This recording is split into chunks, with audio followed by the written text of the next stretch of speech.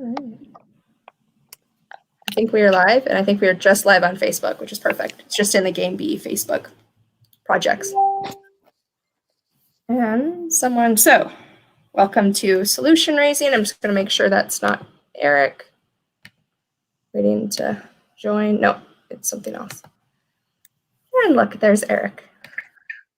Hey, Eric. Hello. Oh, but now I'm getting him back.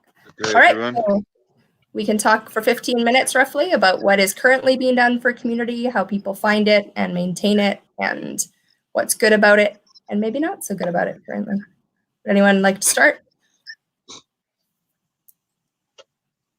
I'm happy to just briefly introduce myself, being the new member of the group, or the new participant of the group, and having only just very recently finding out about this call, diving in the deep end. So I am an artist, and I'm involved in the arts community.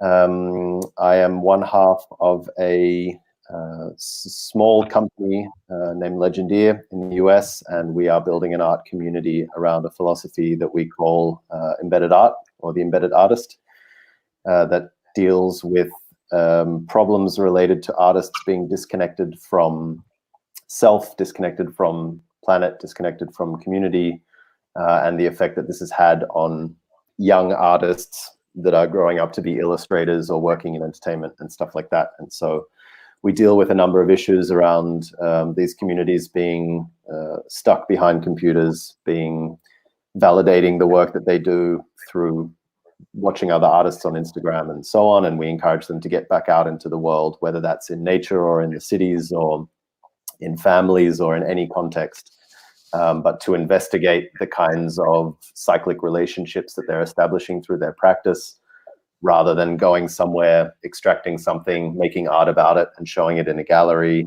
It's about actually creating projects where that art feeds back into the community, strengthens the community, strengthens themselves physically, mentally. So we're at quite a beginning stage, focused on running events and building our community directly. We've done 4 events in different national parks in the US and Canada, about 50 participants each, where we went out for a week and went hiking with the artists and did a lot of talking about our industries and how they could be better. And now, because of this situation, in alignment with what we were already planning to do, we're kind of speeding up our plans for our online community, and to get those people that have come to events and who understand the philosophy that we're talking about, to begin to extend those ideas outwards and offer support to other young artists, and also to support a broader community with an art practice, people that may not have a creative outlet, may not write or make music or draw or do anything like that. And right now I'm looking at the potential for some non-verbal and non-intellectual artistic modalities to be a bit of a pressure valve for what people are going to be going through emotionally and psychologically over the next couple of months. So giving people just very basic practices of how to keep a sketchbook or a journal, or do some improvisation, just as a way to kind of release that energy and record their thoughts and make sense over time. So that's a little bit about me and my community. I love that. I love the use of art to build community. I mean, I think that's fundamentally what community is about, is doing stuff together which feels meaningful and worthwhile, right? I mean, that's I think not a bad definition of what community is. Kevin and I were on a call recently. We were talking about singing as a mode for as a modality through which one could build community, and we were actually talking about it in the context of flattening hierarchies, right? Because when you come together and sing, where you exist in any particular hierarchy becomes completely irrelevant, right? It takes you out of all of that. So yeah, I think art does the same thing. I'm really interested in talking to you more, Adam. This is not the time and place, but I'm really interested in talking to you more about what you're doing. Fantastic. Did we lose Jubilee? Yeah, I'm not sure if she ducked out for something, or we seem to be gaining a Stacy. Oh, there they are. I'm playing around, so I thought that only Eric would be joining me for this conversation because nobody else RSVP'd. If I had known there were going to be this many people, I would have switched it on to Zoom, and then we would have broken out into 2 groups, because it's too hard to have this conversation with even 6 people, but let alone more than this. So just for everyone to know, there is a Facebook group called Solution Raising, and there's a spreadsheet so we can sign up, and then we can more coordinate how to have these conversations. It's going to have like a fun conversation for the people having the conversation and have it be generative, which is easier with less people.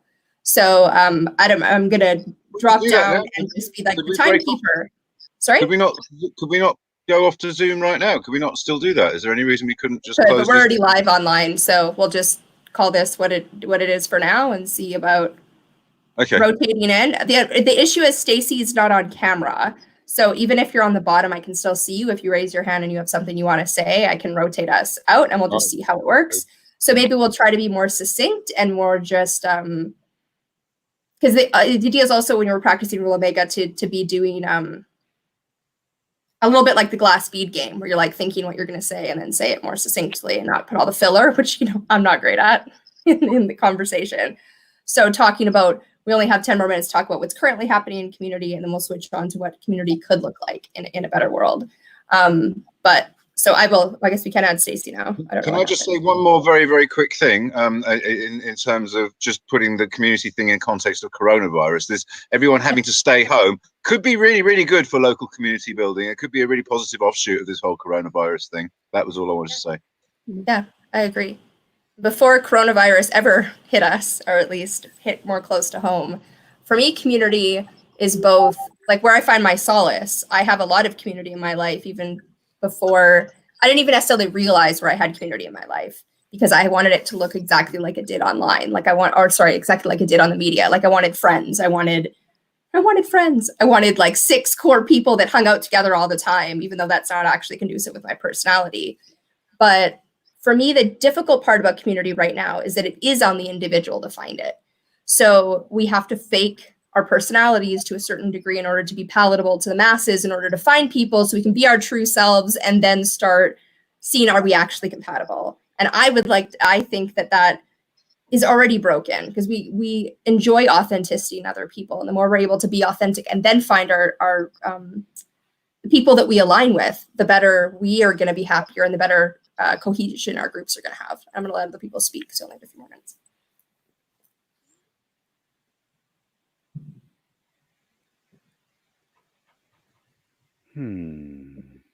So, I guess what I'm doing for community recently has been very online focused.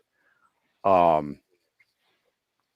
don't know, last number of years I became pretty like housebound and reclusive from having been pretty gregarious, and that flowed into online.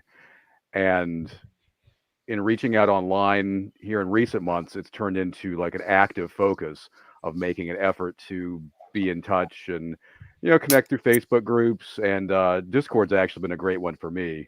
A friend Richie and some friends of him started a Game Beat Parallax group a while back that a lot of relationships formed through.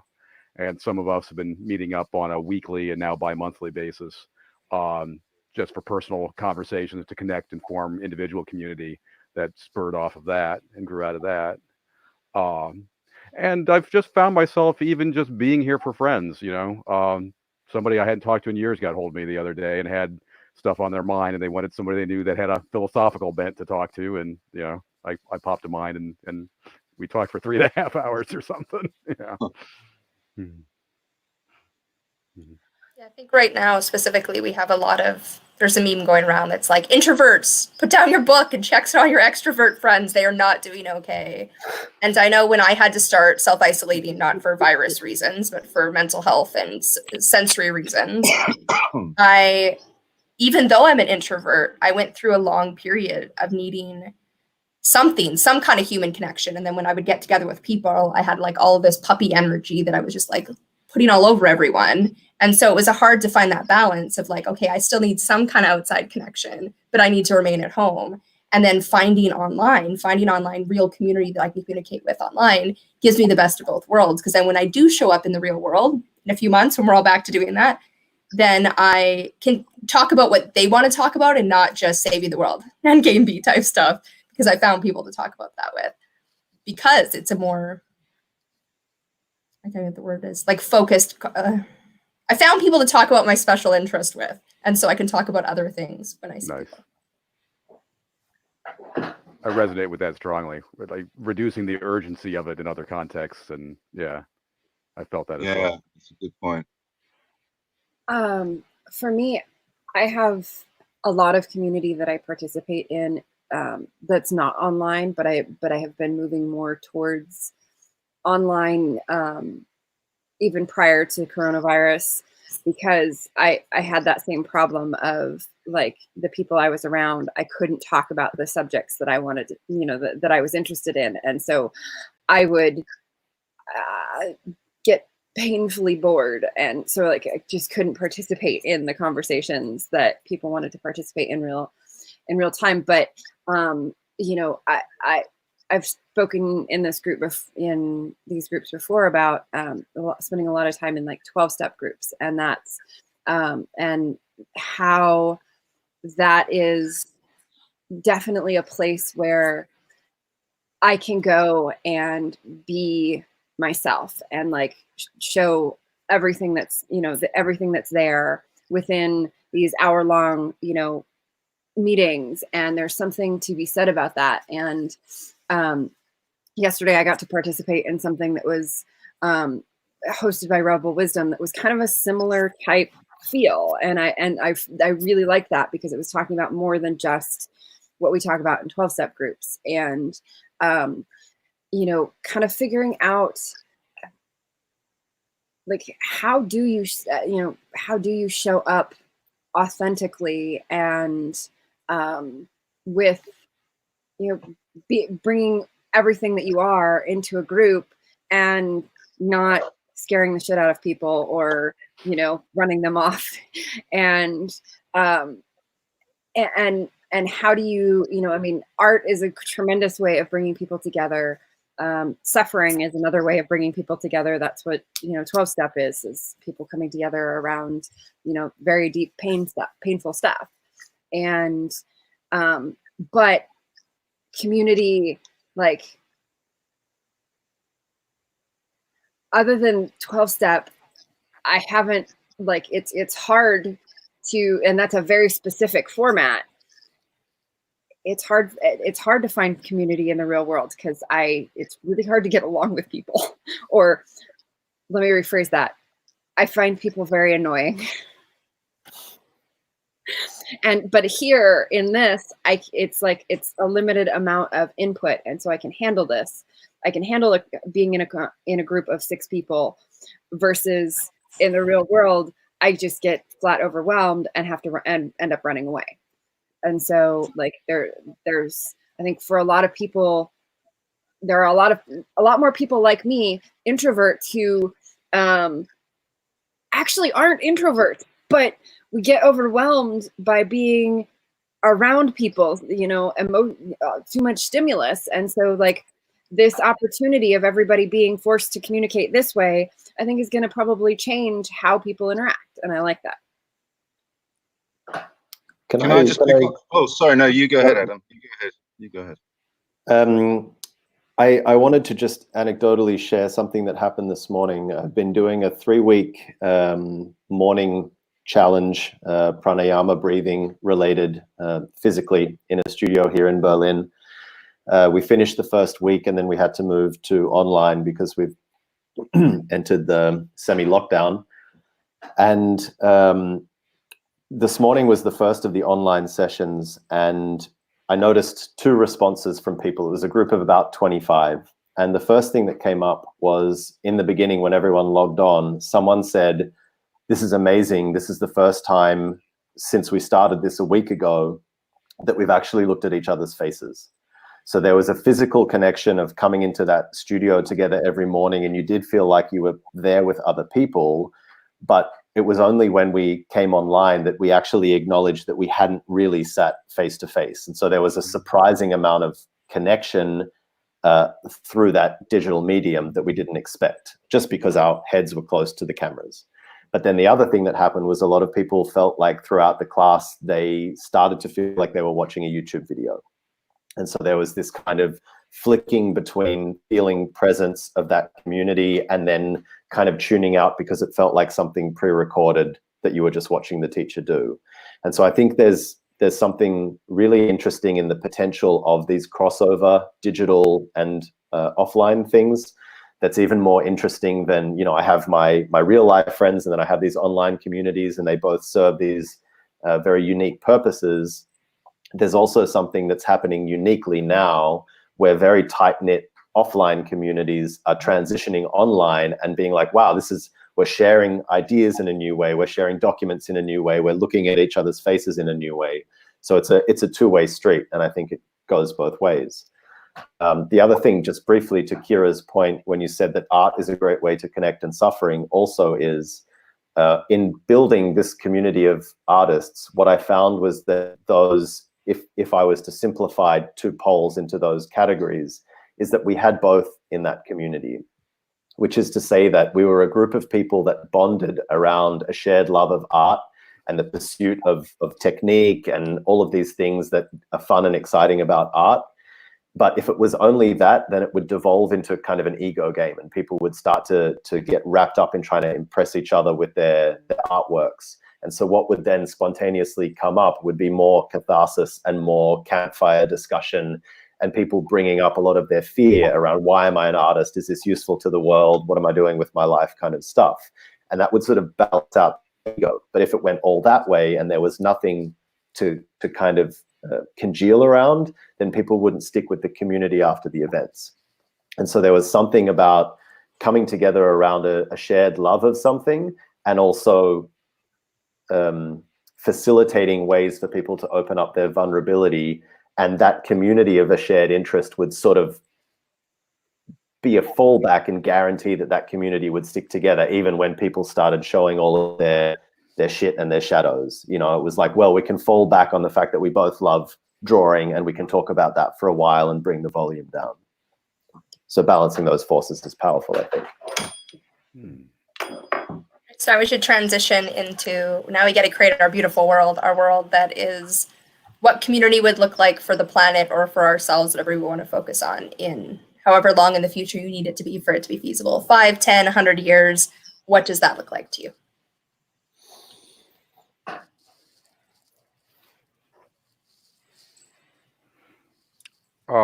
My one I've had bumping around my head a lot for a while now is I really like the idea that pops around of the sub-Dunbar number micro communities.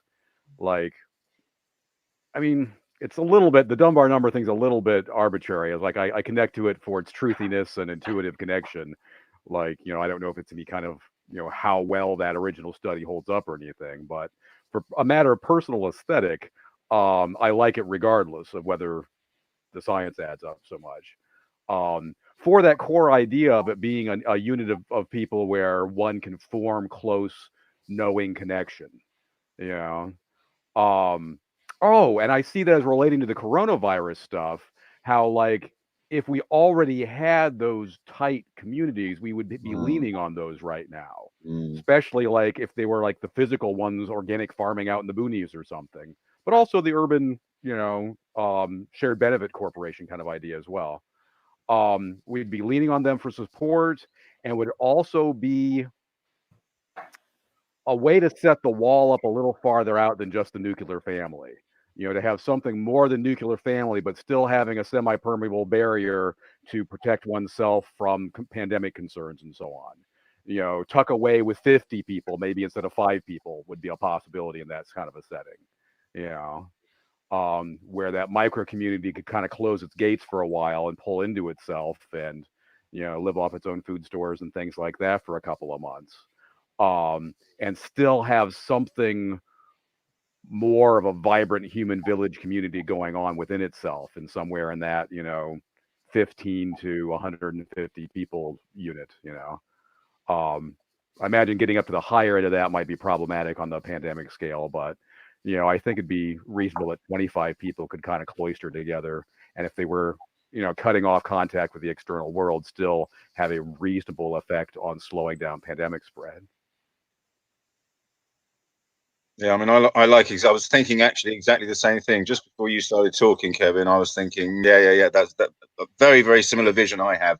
I would just take it one step further and say that those communities not only have strong social bonds between them, but also rely on each other. I mean, my grand vision is that each of these communities would be, to a very large extent, self-sustaining, right? You know, they would grow much of most, if not all, of their own food, purify their own water, deal with their own waste, generate their own power. You know, all of this kind of stuff would be done within that community, and this builds massive resilience into the society as a whole, right? Right. Because obviously communities can share with each other, as well as each being independently, you know, self-sustaining. They also have the opportunity to share and exchange with each other and help each other out in hard times and all of that kind of stuff. So yeah, that builds a huge amount of redundancy and extra capacity and slack, if you like, into the system to be taken up.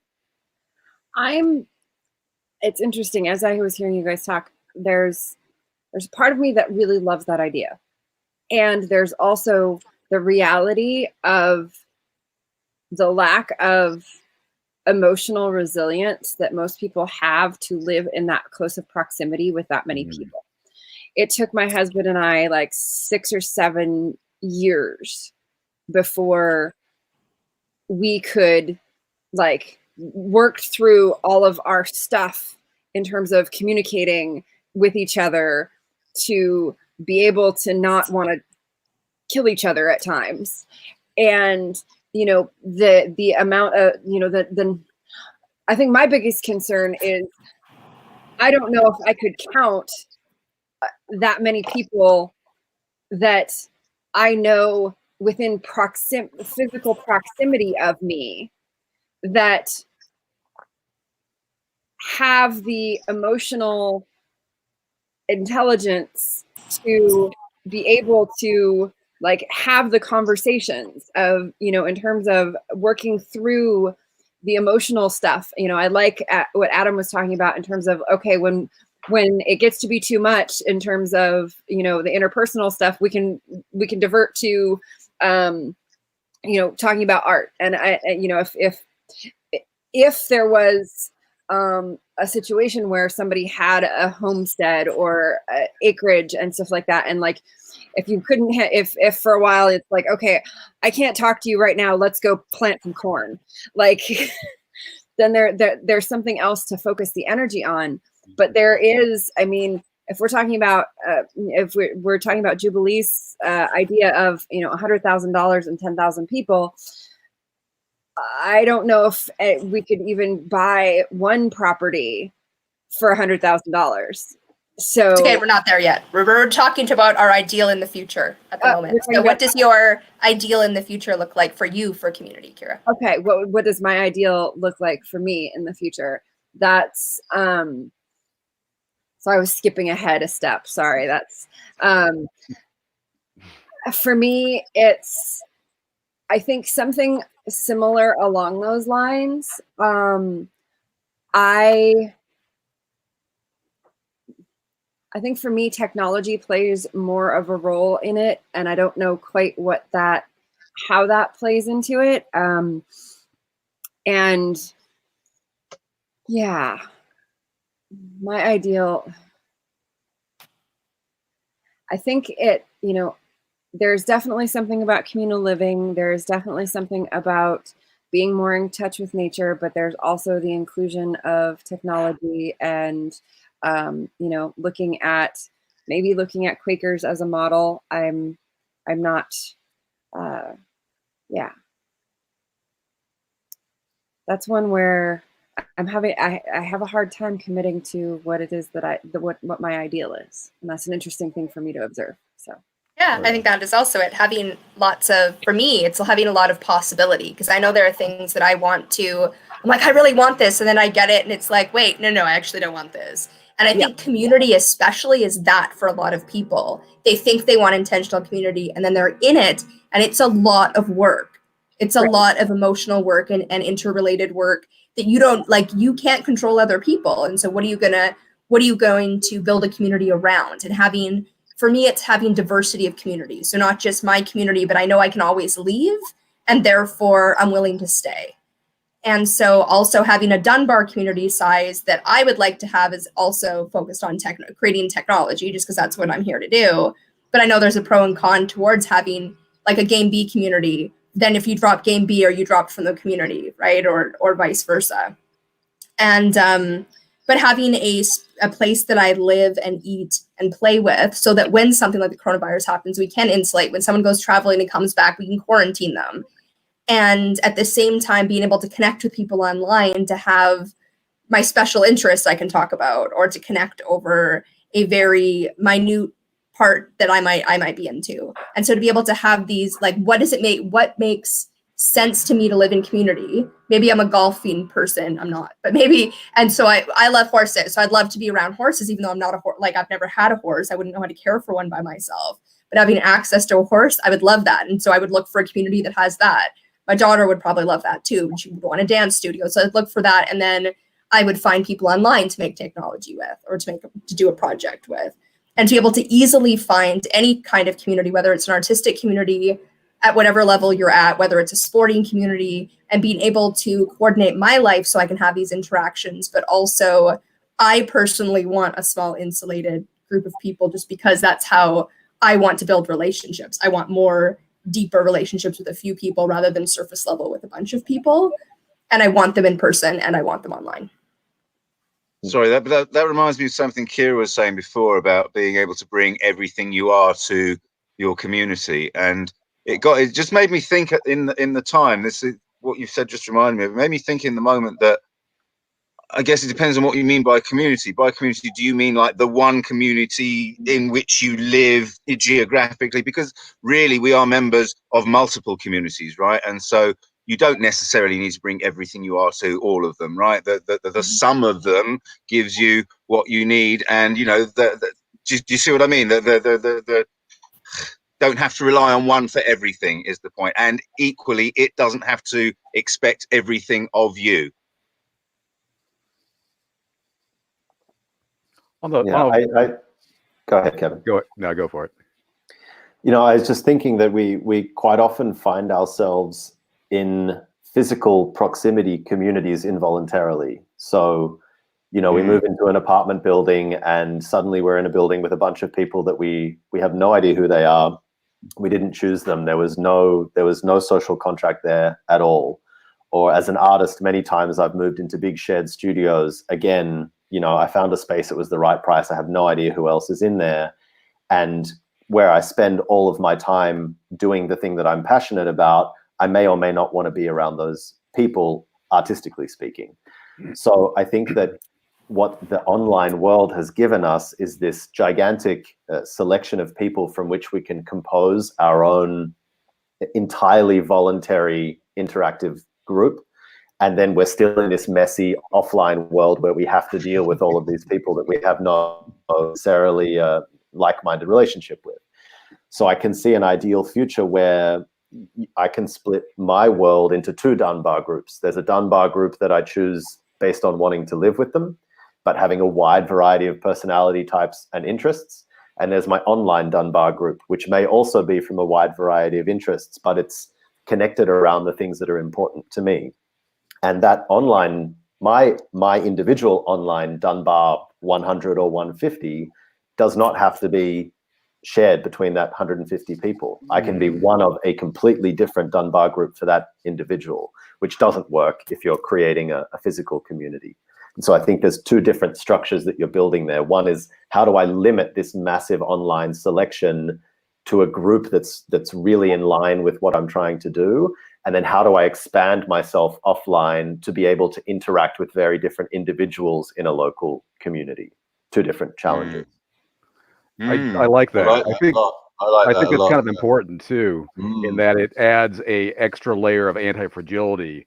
The online network helps build some kind of meta layer of connections. Like when you have fibers biased in different directions to form a stronger, you know, like they do with that building plywood, where they put the different grain of the wood alternating directions because it's stronger overall that way. You get some kind of a layered, you know, different biases interconnecting. And so it helps absorb, one can help absorb stresses from the other and distribute them. and it makes the whole network more anti-fragile overall in a larger community of community sense, I think. Yeah, that's a there's big thing something- about these small communities, is having them not be so insular that people aren't connecting outside. I think people have to connect outside those insular communities to some extent, just for the survival of those insular communities and of humanity as a whole. You know, it can't be just disappear and pretend the world doesn't exist. Right. I would not want to be living in a group of 150 people with one doctor, unless that one doctor was connected to another 150 doctors who could share some ideas. Yeah, absolutely. And having that one physical location, you can do things like insulate yourself from a pandemic or just any, even the flu. Be like, no, when you come back, you are in a house for a week and we take care of you. And that's part of, if you decide to travel, you're doing this. And then some communities might be, no, all the international people live here and we're jet setters and we're all over the place. We're the disease vectors for the world. But at least they're not, because right now our complexity, our interconnectedness that we don't even understand is showcasing all of our fragility and all of our, that like, even my community that is absolutely amazing, they're the ones who've taken the most steps forward. They canceled their common meals for a month. They're having an online meeting this Thursday to discuss it, even though they're 5 feet away from each other, right? And talking about canceling the playroom and looking after each other. They're able to have that capacity to do that. But there's 4 nurses who live there. There's, everyone's still leaving and going to their work. The kids are still, if they're on spring break, but, they go to different schools. And so having an insulated community that you play with, eat with, learn with, and then having outside connected communities that are, hey, I have my special interest here, and you go and play sports and stuff, but you can pull it back in if there's something going around. And I went over the 30 minutes, but I wanted to share that. I like that. So now having a place to retreat to being one way to put it.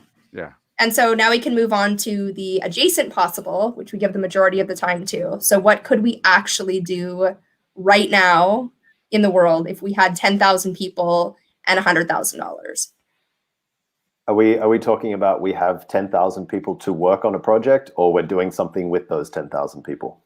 So 10,000 people working on a project would be pretty difficult, but it's solving it for those 10,000 people. So you have 10,000 members, 10,000 customers, 10,000 people that are involved at some level in funding it. That's where the 100,000 and 10,000 is. For 10,000 people to put in $10 is not going to break the bank, but they're probably not going to all do the work. They're not going to all want to do the work.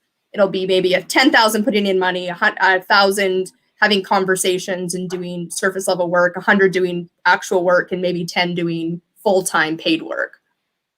Yeah, I mean, based on that kind of model, I think you could, something that seems, experimentation is always key to my thinking, right? And with $100,000, with 10,000, I mean, not all 10,000 people could actually participate in the experiment, right? But they could fund it and they could observe it and they could comment on it and suggest and so on. But you could define a set of parameters, characteristics, goals, whatever it might be, and that is what you build the community around. I think that notion of being able to step away from the interpersonal stuff and just have shit to get on with, right, and come back to that later when you've all had time to off gas, I think that's really, really important. So having a thing, whatever it is, be it art, be it music, be it permaculture, it doesn't matter, whatever it is, but have a clear thing, that it's built around, and then the strategies are all aligned to that central mission, if you like, and experiment with it and see what works and what doesn't. And $100,000 I think allows you to run that experiment with, say, 50 people, right? Something like that, 50 people, 20 households, something on that kind of scale, and just see what you can do. Just see what you can do. I didn't quite understand that. What are the 50 people doing? Living together in a community, funded gotcha. by the other 9,950. Yeah. I was given some thought to this, came up in conversation with a friend recently in a way, on how I've envisioned possible, like, doing a transition B oriented community as a research project, where literally have the people that are in it commit to, like Big Brother, doing some journaling and even things like, we're going to try this decision making method for 6 months, then we're going to try a different decision making method and compare and contrast. And you could I think incorporate it. There might be advantages to even officially having an academic, somebody that studies people systems, whether it be Dave Snowden or Benita Roy or whoever, have somebody that's already like got academic standing even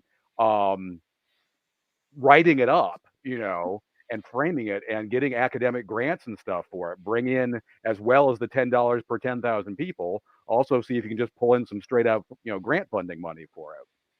And put somewhere in the 15 to 50 or whatever people in some kind of co-living situation. And and then record it and learn from their iterations. Can I ask, out of the 5 people who are here, because Stacy's on mute still, is whether would you be one of the non-50? Would you want to fund other people to live in the 50? Like, which side of that do you want to be on? How do you envision yourself participating? If we're talking $10, then yes, and just because I'm not one of the 50 does not mean I'm not participating, right? I'm involved in the experiment. I'm a curious, interested party who will offer my comments, observations, suggestions, criticisms, etc., of what's going on along with everybody else. I mean, that's part of being the 10,000, right? Is you're involved in this experiment, even though you may not be one of the 50 that's actually living it. Fair enough. With that, I would say I would not want to be one of the 50 because I would not want to have 950 other people being able 950 other people being able to have an input on how the 50 people live their lives. Like, it would be like the 9,950 people, they would be contributing $10, and the 50 people would be, you would give, like, I would only want to participate if that meant that the 50 people were autonomous and other people were not giving their input on that. Right. If the other people were more like patrons, sponsors for a YouTube channel where they passively kick in, but they don't have decision-making power, but they can still offer suggestions. But yeah, exactly. Yeah, exactly. I could imagine decision-making powers. That would be absolutely absurd. No, of course not. Of course not. But then the thing that comes to mind is like or what came to mind from that description was MTV, the TV show in the world. Yeah. Like, I agree, it could descend into that. I agree. That is a danger. I absolutely agree. Right. What if you would? Adam looks like he's gonna say something. So what if you were to split out those parts of the process and you said, okay, we need our privacy and our autonomy to live this experiment out, but we need 9,950 backers at $10 each, and your buy-in is $10, and along with that, you make some brief, succinct recommendations for how you think this experiment should run.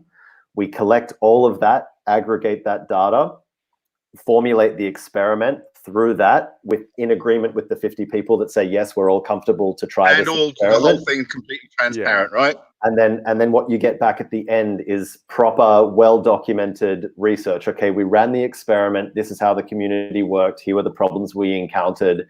And that information is given back as your reward for kickstarting this experiment. And maybe even quarterly updates or something, like some summary. I think updates would be good. I was feeling like Adam too, is like, I was thinking along those lines a bit too, is having the initial stage, not have the two concurrent, have the first bringing people in and then committing to, because also part of it that the 10,000 could take part in would be like, finding site location and helping research zoning. And, like, I'd like to try building a compressed earth house, but that's going to be finding a county where the zoning's, See, this is part, to me, I think actually that level is actually what we would want to do with 10,000 people and $100,000, because I wouldn't want to fund other people. Like, I want to live in that community and I want to be part of that. First of all, there's hundreds of intentional communities around the world right now, and there's thousands that have been tried and failed.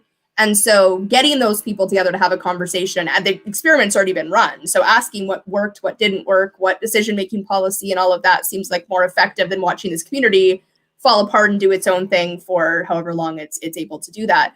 But if we're talking about concentrating on those physical communities, having a resource to be able to say, hey, how do we find a group how do we find our 50 people? We're going to have to put in way more than $10 to form our community, right? You have to put in $10,000 or $100,000, or how do we fund it? but how do I find people to create a community with? What are we creating it around? How do we decide on what kind of shelter to create? How do we decide on plumbing? How do we decide on what is out there right now and what's best? How does zoning work in my province versus your state, right? Like, how do we actually create the information sharing and resources, the infrastructure to find and create community? Eric? There's another way we could utilize the 10,000 the 10,000 people in this group as well. Kevin said something which made me think of this, that, you know, in that group of 10,000 people will be all kinds of people with expertise in all kinds of things, right? How to make automatic composting toilets and turn that into fertilizer, and how to purify your water, and how to heat your water, and blah, blah, blah, blah, blah, blah, blah, right? And so these people could contribute technology and ideas for technology and actual stuff in addition to their $10. And remember, it's not every single person paying exactly $10, right? You invite contributions, and some people contribute more than others. And in this sphere also, some people will contribute more than others. Some people will actually give you stuff which you can use in the community. You know what I mean? And so, you know, the $100,000 startup cash you've got would be supplemented to a very large extent by stuff that people will give you to crack on and use and experiment with and see how it goes. Because there's all sorts of levels of experiment going on here, right? It's not just the engineering of the community as a whole. There's also hundreds and hundreds of sub-experiments in, you know, the actualities of living, you know, the physics and engineering of living, which need to be undertaken as well, right? Techniques which need to be refined and improved and blah, blah, blah. So, yeah, I still don't... I completely agree with you that there's going to be clamoring to be one of the 50. There's going to be way more than 50 who want to be one of the 50. I completely agree with that, and some kind of selection process. And some people are going to resent the fact that they didn't get selected, and all of that. I agree is a problem with this. I accept all of that, but nevertheless, I still think that community of 10,000 would have a really significant contribution to make in an ongoing way, right? Because one of the things that might come out of the community is our plumbing system doesn't work, right? For whatever reason, because of this terrain, blah, blah, blah, we've run across this problem. You put that out to the community and you got 10,000 brains working on the problem. You know what I mean? Nice. Yeah. When the test community has problems, they can crowdsource to the people who have already showed interest. Correct. I want to hang on a way possibly to avoid that selection process uncomfortableness. One way to avoid that selection process uncomfortableness might be for the 50 to come together in the first place and then present the project right from the very beginning as we, this 50, are asking for patrons that are interested in this experiment we would like to hold. Mm-hmm. And then it's already done and there's no fighting for a slot, you know. Not quite the same sense of ownership, though. Sorry, Adam, you've been waiting for a while. I do apologize. No problem at all. My first thought, because of just everything that's happening at the moment, when this question came up, my mind just jumps to technology, to apps, to this online communication thing where all of the innovation's going. And it jumps there because I think $100,000, we're talking about physically setting up a community, those numbers don't match to me. So, okay, like if we can't do anything physical with $100,000, what can we build with that will then flow into something physical? So in my mind, I see $100,000 build a platform for 10,000 people, a digital platform, which is a Dunbar of Dunbars, 100 groups of 100 people each. Each of those 100 groups takes a problem that needs to be solved for a large sustainable network of communities. So imagine 100 communities spread out among different countries with 100 people each from mixed professions. But it begins with 100 groups of 100 people in each profession, problem solving. What does it take to run these communities? Pooling all of those solutions. So a solution for sanitation, a solution for education, one for food, all of these groups focusing on that. The results are all pooled together, and then those communities of 100 can start to form geographically and begin their own funding mechanisms and say, we now have not only a group of 100 people that are ready to come together and form a community, but each one of those 100 people, give or take, is connected to an active group of 100 people around the world, all focused on that part of community building. And it's the platform that's the key here, which collects the information, which holds the accountability, which gives the proof of concept. I love that, Adam. I think that was I don't even want to change the topic now because I was going to talk about activities, creating a I've platform been for dreaming activities. and shopping around an idea that is very similar to that for about, well, I've been actively shopping the idea around for about 6 weeks. The overall dream of it goes back a little farther, but I like the idea of incorporating something as a Class B benefit corporation or a nonprofit and calling it, the pet name I've had for it is Becoming B Incorporated. And the idea for that stirred around the software platform. I think to start with would be to leverage something called MediaWiki, which is the software which Wikipedia uses. You can do more than just an information wiki with the software. It has a fairly extensive social interaction element under the hood that the editors of Wikipedia use to interact with each other. That could be brought more to the forefront and made a side-by-side thing with the information sharing in a way, to where you could leverage it as both a hub to store information and also a hub to interact and form relationships. One could have those, what were you saying, like 100 silos of 100, or the different little subgroups. One could do those as subdomains within a central wiki. They could each then branch off and have their own separate server, which is still linked to the core server as things grow. I had originally envisioned it as becoming more of a sort of a meeting hub in the first place, but then I started thinking about the hands-on people that actually are doing attempts at intentional community and are doing ecological, like house building and da-da-da-da, and how it would be nice to bring them in with the meeting space people as well.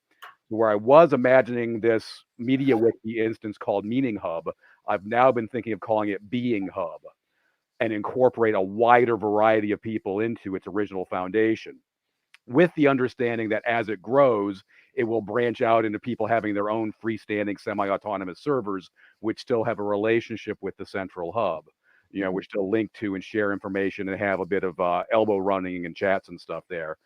And part of that was to facilitate people forming actual real world community as part of the idea of this, as well as facilitating idea exchange. My idea was if I get like Game B having a subdomain and also Integral having a subdomain and the Portal having a subdomain and Metamodernism having a subdomain and this group of people in like what the open source ecology project say having a subdomain and yada, yada, yada. If you get these starting from this central place and then, you know, diversifying a bit out from there, it's going to help facilitate a higher percentage of relationships in physical reasonable proximity. You know, like I know I like those ideas, Kevin, but also I want to concentrate on like not the technology jargon. Well, to get it done, like to actually bell the cat. Yeah, no, absolutely. So what we're doing though is more generating. Yeah, is generating the dream of what could we do with 10,000 and 100,000 for $200 if anybody would like to get with me afterwards. Yeah, no, which is awesome, and that's part of campaign for $200. Yeah. Not enough. Got to be 10,000. I can build the original incarnation of this. I'm getting ready to do it on a computer in my house as an example. But I would love to skip that step and go straight to a shared cloud server if somebody wants to help crowdfund the $200 and make this happen. Bell the cat. That's my challenge to everybody listening to this. Which is for all the tech stuff. Like I love the tech solutions, but I love the idea of the hundreds 100 because one, you just need the first 100 to kind of talk about finding the other 100. Like how do we each find 100 people, or how do we grow this to be bigger, and then how do we keep growing it to be bigger? Because technology can solve many of our complex problems, but if we don't have that 10,000 people, we haven't solved it, right? We can't easily get 100,000. We can't split it into 100.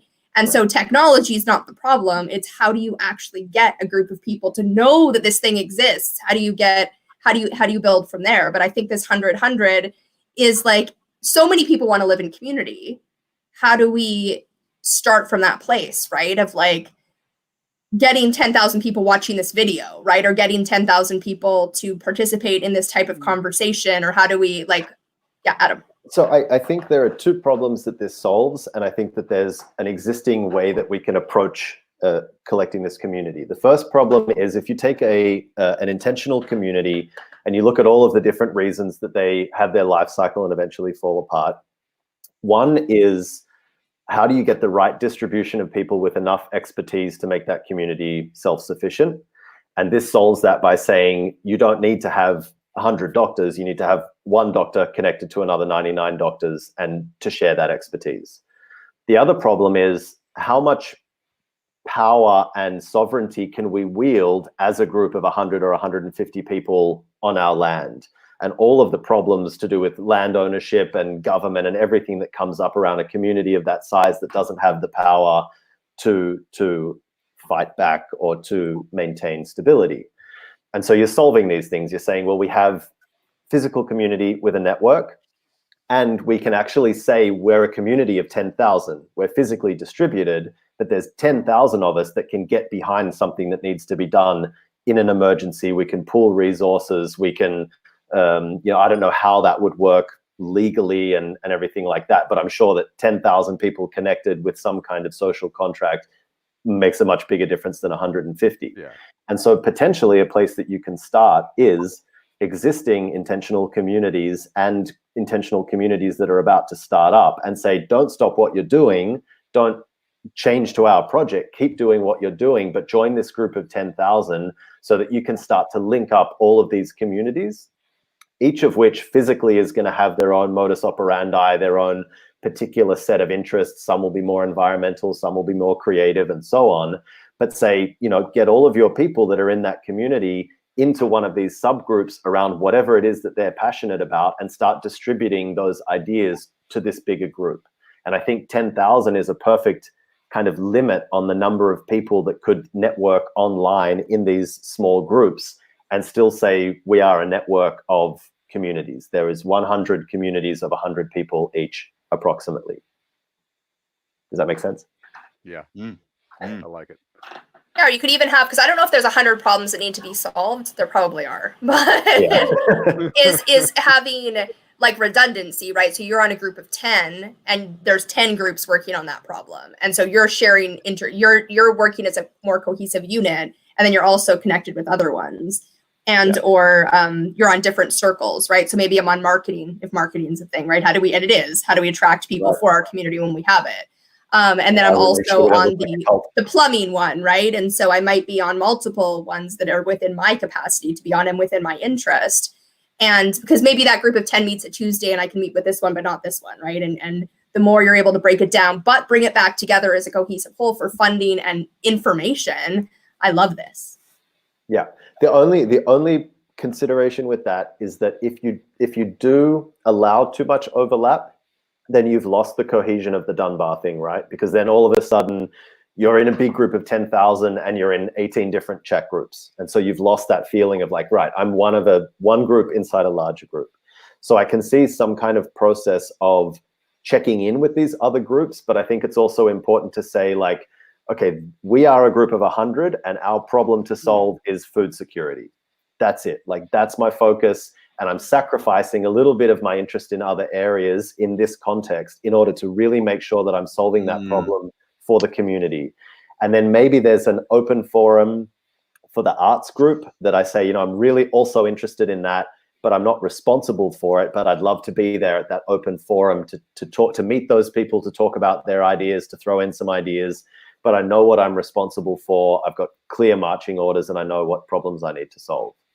But if I may, if you're responsible for, say, food security, then part of that is necessarily going to be interfacing with waste management, water production. You know what I mean? There's going to have to be. And so I understand I completely understand what you're saying about distributing your attention too widely so that you can't actually get on with the thing that is your primary goal. But distributing your attention appropriately, because it informs the thing that you're, it forms your core purpose, that has to be done, right? Yeah, I think personalities that tend to cross, like I do this, and I've noticed it as part of social networks that I've been in, like this arts activism and music scene I used to be in Columbus, Ohio. I was one of a it's more than a handful maybe, but well, whatever. One of the smaller percentage that crossed a lot of like nodes. Like I had punk friends, I had goth friends, I had hippie friends, I had, like classical music friends, I had Food Not Bombs friends, hemp campaign, all these different little like small tight knit little clusters of community in this various overlapping scenes. I was one of the small percentage of people that crossed into lots of different ones. Like ran along the liminal spaces in between and made interconnections and introduced people between those communities and transferred information between those communities. I think there are other people like me that tend to do that. What we can do in a network of communities, nested communities, is you can have the people within the group that tend to be a little more outreach, broadly gregarious or broadly eclectic interest.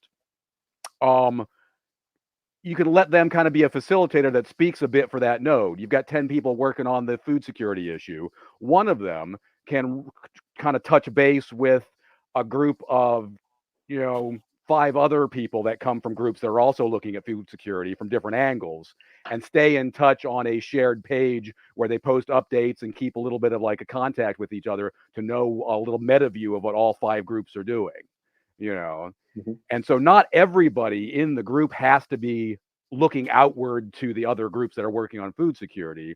You can have individuals that are naturally personality inclined to do so take responsible for building that intermesh network, the mycelium that connects the forest floor and moves resources and information from one part to the other.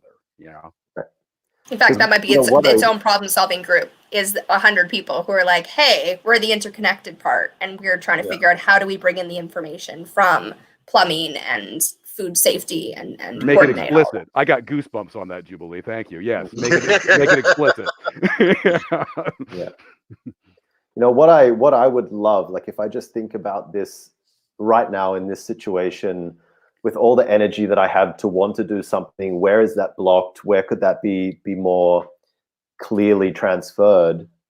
What I would love to have for $10 input is an app that I could open up, and it had my group of 100 people that I'd chosen around the things that I'm passionate about, and I could see what they were doing. I knew what my problem was that I was focusing on. I knew who I was connected to, and I said, whether these people are sharing the same group as I am or not, there's 100 people here that I can limit this massive social choice to, and I'm going to keep checking in with them. And they might be all working on different things, but it's some kind of limiting function that's like, I have a relationship around my problem solving with each of these people, and 100 is more than enough relationships to focus on to maintain my focus on my goal. And so that like, give me that right now so that I can focus. And I think that's what everyone's looking for now, is how can I help and how can I make sure that my energy isn't going in too many different ways and that what I do is actually useful. See, my first thought was like that could be done quick as a web page, but having it as a freestanding app means you can hop on without the distraction of extra browser tabs and stuff like that. It's a little more focused. It might be something where one could start. Okay, even within the wiki software I was talking, one could do that as a freestanding page and make it as a node within wiki software where they've got a page and then sub. Evan, I'm just going to pull you back from your technology because we only have like three more minutes to wrap it up. I know that's how your mind goes, and I love it. I because you're going to be the one of the people who actually solves it and is able to like create it when we get onto the like actually we're doing something at a different level here, right? Okay. Yeah. And so, would anyone like to give some closing thoughts on like this is possible? Every one of these, we come up with something that's amazingly possible with 10,000 people and $100,000. I'm already connected to everybody except Adam, so I want to invite Adam to get in touch. Facebook, Discord, whatever. How do I find you once we get off the call here? Are you in the Game Big group? On Facebook, yes. I'll find you there. Okay, cool. All right, and everyone, if you want to participate in these, I started a Facebook group a few days ago called Solution Raising, so that hopefully we will know how many people are participating, and then we can do things like breakout onto Zoom, because it's about having the conversation. I would love to be able to record them and provide them to the world so people can see what is possible. But the main part is, how do we have a conversation that's generative? And then we'll start having the conversations of like, great, now how do we make it? Like, how do we actually create one of these things now? We will do a solution raising on solution raising. Like, what are we currently doing? Ideal world, what could we do at the tangent with the possible? Maybe that's our first project we actually concentrate on. But I kind of gave my own closing statements. Anyone? I'll okay. throw out Oh, sorry. one little Yeah. Mine are very short as Sparkman. well. But you go ahead, mate. You go ahead. spark of an idea. What if we had a social media where you were limited to 100 friends? That's all I'll say. And you had to choose those people wisely. Other than that, this has been my first online sense-making call, and I just want to thank you all for welcoming me into that world and for introducing yourselves all to me. Yeah. Thank you, Adam. I don't know if we really introduced ourselves. Sorry about that, but more focused. Eric, did you want to say something? Yeah, two very, very quick thoughts. Firstly, excellent call. Really enjoyed it. Thought it was a genuinely constructive and generative call. And secondly, I don't know if if it's occurred to any of the rest of you, but one notion which has been sort of tacitly accepted throughout is the idea of the Dunbar-sized community, right? We all seem to explicitly or tacitly agree with that notion. So yeah, I found that very interesting. That seems to be an unquestioned truth somehow.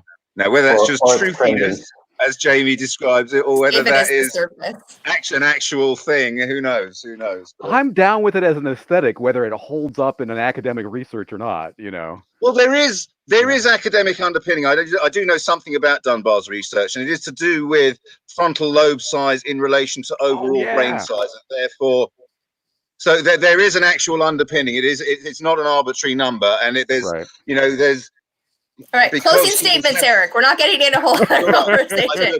Dunbar is like its whole conversation. We could have many an idea cafe or make a conversation. Kira, do you have anything you want to wrap up with? Today I was just enjoying watching, so thank you. I don't have, I had some various thoughts about, in terms of personality profiling and stuff like that, but I think there's more to be had on this conversation. So I look forward to participating in more of it. Stacey, I saw you just unmuted. Did you want to say something? Yeah, I just wanted to say it was really a wonderful call. And I'm sorry, I'm really sick. I'm really feeling sick. So it was nice to come here and to listen to you. And say it again. Coronavirus? You know what? It seriously could be. I was sick 2 weeks ago for about 8 days, but at the time they were still saying that you could only get the coronavirus if you had traveled. So I figured, okay, then this can't be it. Fever and a cough? I've been self-isolating. Say it again. Fever and a cough? Is it the right symptoms? Fever and a cough? Yes, I do have a cough now. No, okay. I do have a cough, but this would be the second time around. But I was cleaning out my house and I was up in the attic. So the breathing I thought could be from the insulation and the dust. So I don't know what I have, but today I feel really weak. So I'm staying on the couch. I'm glad you're taking care of yourself, Stacey. Is there anything you want to say about the conversation? Then we can stop going live and then we can have more of an ongoing. Yeah, no, it was wonderful. Thank you. Awesome. I hope I would like to continue it another time. Yeah, absolutely. Thanks, Stacey. So I will say goodbye to, I guess YouTube. It's on YouTube. It's blue with the T, so it confuses me. All right, bye, YouTube.